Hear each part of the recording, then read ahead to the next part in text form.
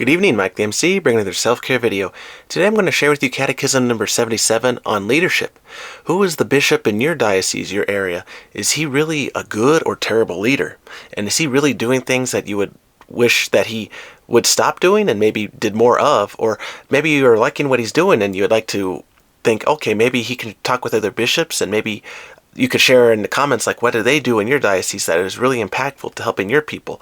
So this is a great topic also, not just for bishops, but for any leader, really, to govern and protect their flock, whoever they are, a father, a priest, a pastor, a teacher, etc. And just what we can do to become a leader, in the sense that, hey, if we recognize we're taking care of people, let's help those underneath and help those who are looking up to us to be the role model and to really protect them from other forces. So this would be a great topic to discuss. So let's get this started.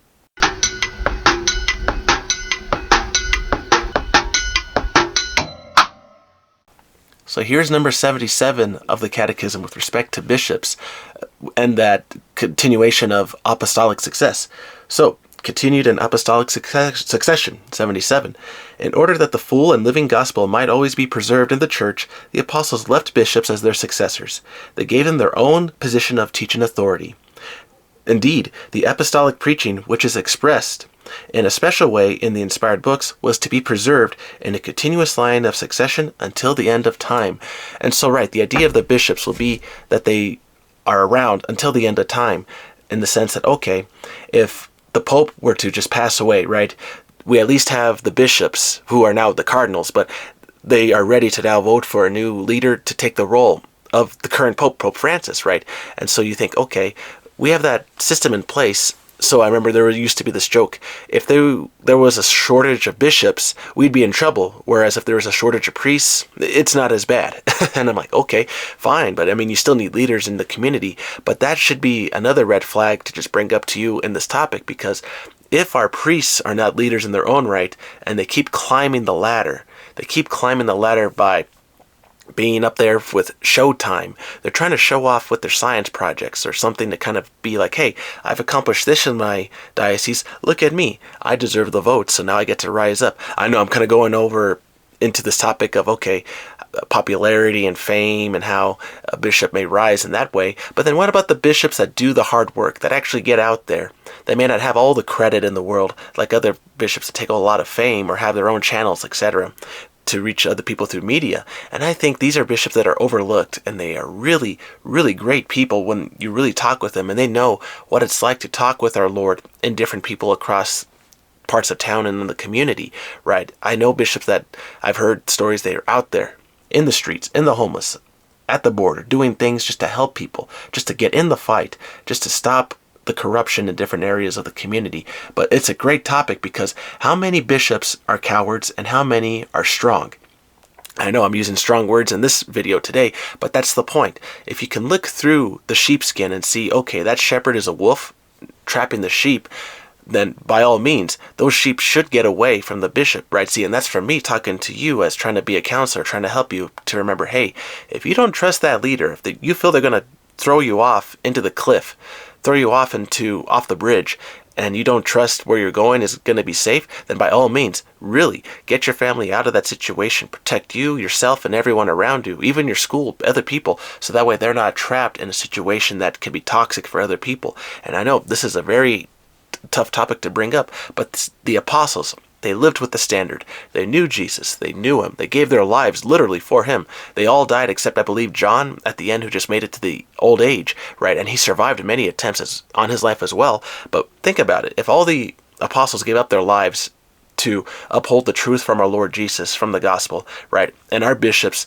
are given that opportunity, how many of them follow through and how many don't? And I'm not saying you'd have to be a martyr or someone to die in order to uphold the truth, but to be a strong leader, you have to be courageous in the face of danger. Really stand up to the crowd and say, hey, from me to you, even through a YouTube video, I'm telling you right now, you got to be strong. When people throw their wrench at you, throw the bat, trying to swing at you and trying to hit you, you got to be able to deflect, fight back, and say, hey, I have my defense right here.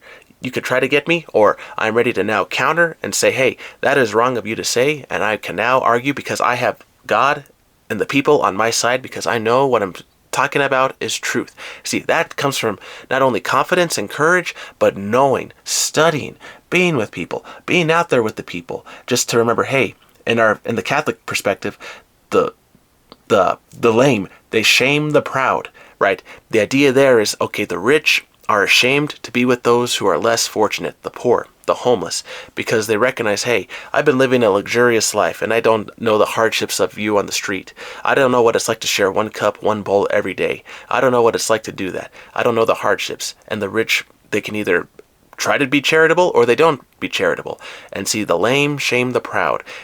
And then that perspective, if you spend time with the lame, you will learn so much about people, so much about life and the hardships of what it's like to be there, to survive every day in, day out, to be there and to make that struggle. But you come to recognize the values, the value of having food, air, shelter, warmth, the courage to talk with people, to not be afraid, to not hide, and to remember, from my counseling perspective, if you are there to talk with somebody and to listen to their story, that takes so much weight off of them. They're finally heard.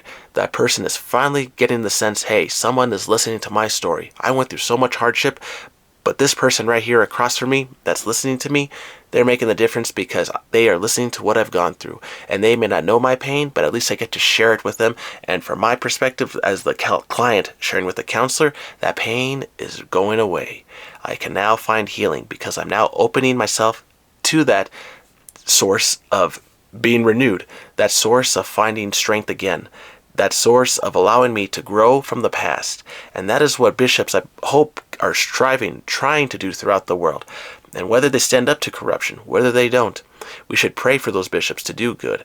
And bishops have stepped down. They have stepped down because sometimes they may not be in the right place. Also, that's another topic I want to probably go into another video later, as far as if we're not in the right place, if the brick is not in the right place of the structure and is starting to crumble because of the extra weight.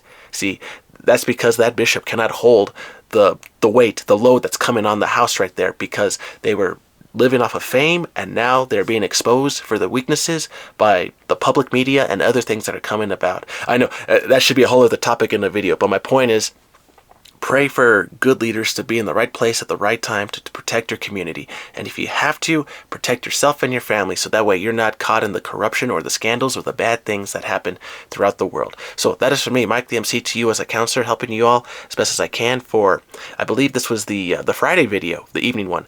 But I hope it, oh no, Saturday, my bad. I hope this video finds you well. Take care, always remember, be strong, and keep your bishops in mind. Pray for them. All right, everybody, take care. Have a good one.